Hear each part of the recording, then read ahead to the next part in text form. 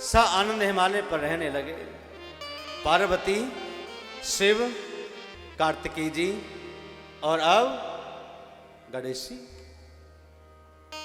अब दो हमारे दो हो गए, हम दो हमारे दो। पहले चलता था ना नारा, हम दो हमारे दो, हम दो हमारे दो। अब हम दो हमारा एक हो गया। अब हम दो हम ही रहेंगे और ना एक हो ना दो हो। सभी समय ऐसा भी आएगा। भगवान शिव, पार्वती, गणेश और कार्तिकेय जी हिमालय पर बैठे थे और चर्चा कर रहे थे। धीरे धीरे वो बालक खेलते खेलते, कीड़ा करते करते बड़े हो गए। अब देखकर कि शिव ने कहा कि देवी, अब बच्चे थोड़े बड़े हो गए हैं। जैसे बच्चे बड़े होते हैं उसके बाद चिंता होती है माता पिता को, अब इसको नाथ दिया जाए ताकि आगे कुछ और काम न करे, इसका विवाह कर दिया जाए। विवाह की जब बात चली तो कुमार कार्तिकेय ने कहा कि नहीं, पहले मैं बड़ा हूं, मेरा विवाह होना चाहिए। गणेश जी ने कहा कि नहीं भैया, मेरा विवाह होना चाहिए, पहले विवाह मैं करूंगा।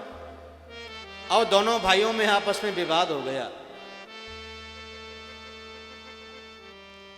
विवाद जब हो गया तो महादेव ने सोचा कि इनका निवारण कैसे किया जाए। पार्वती ने कहा कि कोई युक्ति सोचो। दोनों बच्चे आपस में झगड़ रहे हैं तो ये कलेश शांत कैसे हो। तो महादेव ने कह दिया कि जो पूरी धरती की परिक्रमा लगाकर के पहले आ जाएगा, सबसे पहले उसका ही विवाह होगा। अब गणेश जी तो टेंशन में आ गए,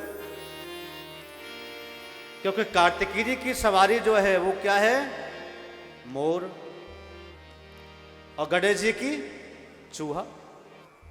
अभी टेंशन पे आ गए कि मेरा तो पेट भी मोटा और मेरा तो वाहन भी छोटा, अब मैं कैसे जाऊंगा, मेरा काम कैसे बने। कार्तिकेय ने जैसे ही सुना, अपना मोर को स्टार्ट किया, तैयार किया और उड़ करके बैठ करके चले गए परिक्रमा करने के लिए षष्ठी की। भगवान गणपति ने सोचा कि शास्त्र, पुराण, इतिहास और संत जन कहते हैं कि महादेव ही पूर्ण पृथ्वी हैं। जो महादेव की और महादेव की जो परिक्रमा कर लेता है तो पूरी सृष्टि की परिक्रमा हो जाती है। तो उन्होंने आकर के गणेश जी ने बस यही काम किया, सबसे पहले विवाह मेरा हो जाएगा। तो महादेव पार्वती के चरणों में साष्टांग प्रणाम करके गणेश जी ने कहा कि आओ पिताजी, माताजी, मेरे सामने इस पलंग पर बैठ जाओ और मैं आपकी पूजा करूंगा। पूजा जब तक हुई तब तक कोई बात नहीं। शिव पार्वती को लगा कि वैसे ही पूजा कर रहा होगा, पुत्र आज्ञाकारी है, आज्ञाकारी पुत्र माता पिता की पूजा करते, सेवा करते। तिलक लगाया, चरणों का प्रक्षालन किया, भोग लगाया, हाथ जोड़कर के स्तुति वंदन किया और 7 परिक्रमा कर डाली, दंडवत प्रणाम कर लिया और कहा, हे पिताजी, हे माताजी, अब मेरा पहले विवाह कर दीजिए। शिव और शिवा क्रोधित हो गए, अरे कैसी बात कर रहा है, तेरा भाई बड़ा जो है वो कार्तिक परिक्रमा देने के लिए चला भी गया और तू घर में ही है अभी, और तू कह रहा है कि मेरा विवाह कर दीजिए। गणेश जी ने सारे शास्त्र खोल डाले, इतिहास पुराण खोल डाले कि देखो ये लिखा है कि महादेव और महादेवी की जो परिक्रमा करता है, जो साधना करता है, जो श्रद्धा करता है, जो पूजा करता है, उसकी सारी परिक्रमा संपूर्ण हो जाती है। जब प्रमाण देखा महादेव ने तो कुछ बोल नहीं पाए और गणेश जी की बुद्धि की प्रशंसा करने लगे। सच में तो जो जिसकी बुद्धि ज्यादा तीव्र है, बड़ा वही होता है। जो ज्ञानी है बड़ा वो है, चाहे आपकी उम्र से छोटा क्यों ना हो, ज्ञानी वही कहलाएगा जो ज्ञानी है। जिसे शास्त्र का, इतिहास का, पुराणों का, उपनिषदों का ज्ञान है, चाहे उम्र छोटी क्यों ना हो, बड़ा वही है। ज्ञानी कहलाने के लोग वही है, बड़ा वही कहलाएगा। बड़ी प्रशंसा करने लगे महादेव और पार्वती गणेश जी की। ये तो बड़ा शाना निकला, बड़ा बुद्धिमान निकला। अब बात फंस गई, शादी करनी पड़ेगी। भगवान शिव ने विश्वरूप प्रजापति की 2 कन्याएं थी, रिद्धि और सिद्धि। विश्वरूप प्रजापति को संदेश भेजा, अपनी दोनों कन्याओं को लेकर के आ गए। गणेश जी कौन है और गणेश जी का विवाह रिद्धि सिद्धि से ही क्यों होता है? 2 पत्नी से एक साथ क्यों होगा? क्योंकि गणपति विघ्न विनाशक हैं। उनका काम है विघ्नों का नाश करना। जहां विघ्नों का नाश हो जाता है वहां रिद्धि और सिद्धि दोनों ही उत्पन्न हो जाती हैं, प्रकट हो जाती हैं। तो गणपति का विवाह रिद्धि और सिद्धि के साथ होता है। प्रेम से कहो हर हर।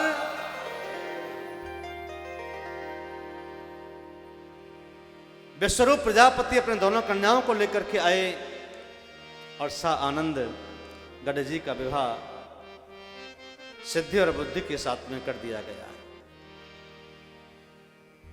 जहां सूझबूझ है, जहां समझ है, विवेक है, वही गणपति के साथ निवास करता है।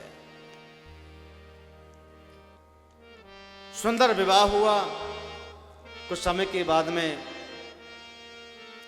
सिद्धि से क्षेम नाम का पुत्र पैदा हुआ और बुद्धि से लाभ नाम का पुत्र उत्पन्न हो गया। लेकिन कार्तिक जी अभी आए ही नहीं परिक्रमा करके। गणेश जी का विवाह भी हो गया, दोनों पत्नियों से पुत्र भी हो गए। तब नगर के बाहर जब जैसे ही प्रवेश करने लगे परिक्रमा करके, तभी वही नारद जी ने पकड़ लिया। ठहरो महाराज, कहां जा रहे हो? कार्तिक जी बड़े प्रसन्न कि पिताजी की माताजी की आज्ञा लेकर के मैं गया था पृथ्वी की परिक्रमा करने के लिए, और सबसे पहले परिक्रमा करके मैं आया हूं। अब सबसे पहले मेरा विवाह होगा। बोले क्या? तेरा विवाह? तेरा विवाह नहीं होगा, तेरे भाई का विवाह पहले कर दिया। तेरे माता पिता ने तेरे साथ अच्छा नहीं किया, तेरे साथ दुश्मनी निकाली है। अब तू क्या करेगा जाकर के? अब ये सुनकर के कार्तिकेय कुमार जो हैं बड़े निराश हो गए। घर पे तो गए, माता पिता के चरणों में प्रणाम तो किया, लेकिन घर में रुके नहीं। न कोई राजी न कोई खुशी। देखा गणेश जी तो रिद्धि सिद्धि और योग क्षेम के साथ में बैठे हैं, आसन पर आसन लगा करके।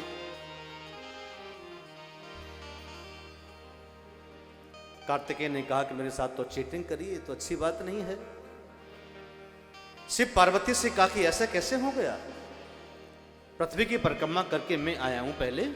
तो शिव ने उसको समझाया, बेटा इसने ये तरकीब की है, अब हम क्या करें? तो रूठ करके तार के कार्तिकेय कुमार जो हैं ये क्रौंच पर्वत पर चले गए, वहीं रहने लगे और तपस्या करने लगे। मां से नहीं रहा गया। शिव से कहा कि देखो, हमें अपने दोनों बेटों के प्रति समान लगाव रहना चाहिए, होना चाहिए, हमें उसको मनाने चलना चाहिए। तो शिव पार्वती दोनों क्रौंच पर्वत पर मनाने के लिए कुमार कार्तिकेय को गए।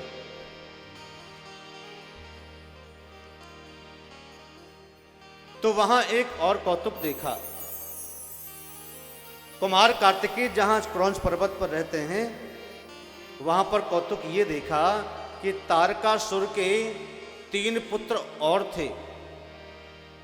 जब तारकासुर का वध कर दिया था कुमार कार्तिकेय ने, तो उनके पुत्रों ने बदला लेने के लिए हिमाचल पर्वत पर जाकर के तपस्या की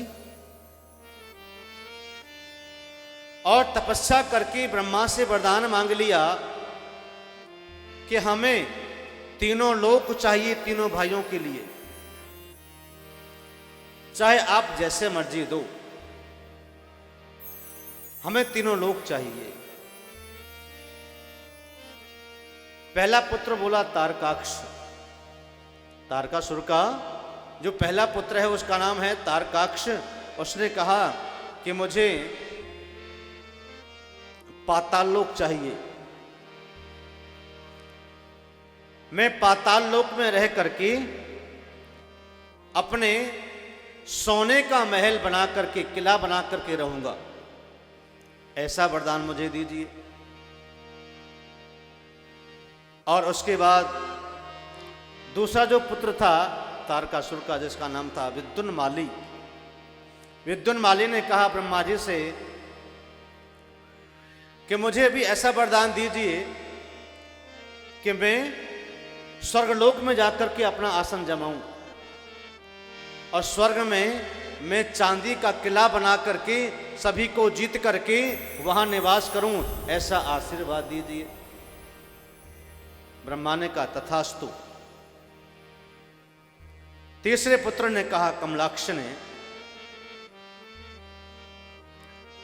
कि महाराज फिर मुझे भी आप मृत्युलोक का राज्य दीजिए, मैं धरती पर सभी को जीत करके लोहे का किला बना करके रहूंगा, जो सब मेरे अधीन रहें, ऐसा वर मुझे दीजिए।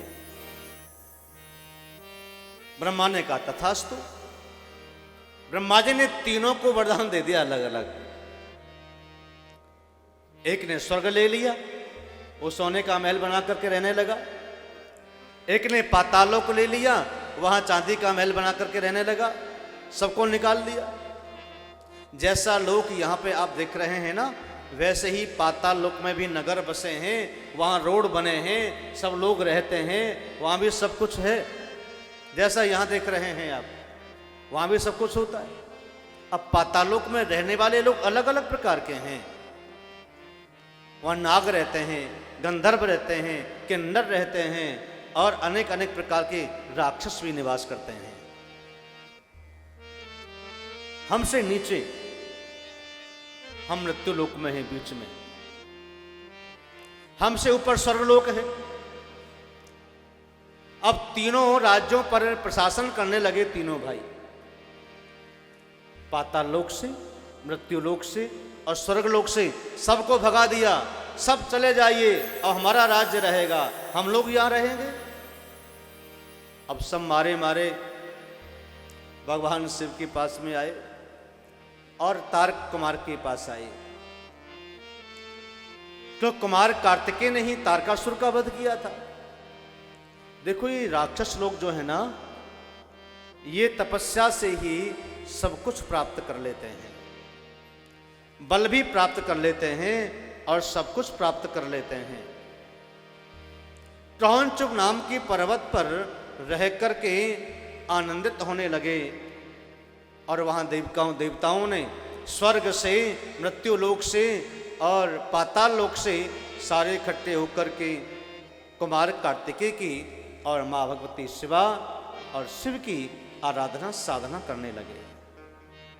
सब्सक्राइब करें रामकृष्ण शास्त्री जी के YouTube चैनल को और हमारे वीडियोस को सबसे पहले देखने के लिए बेल आइकन को दबाना न भूलें।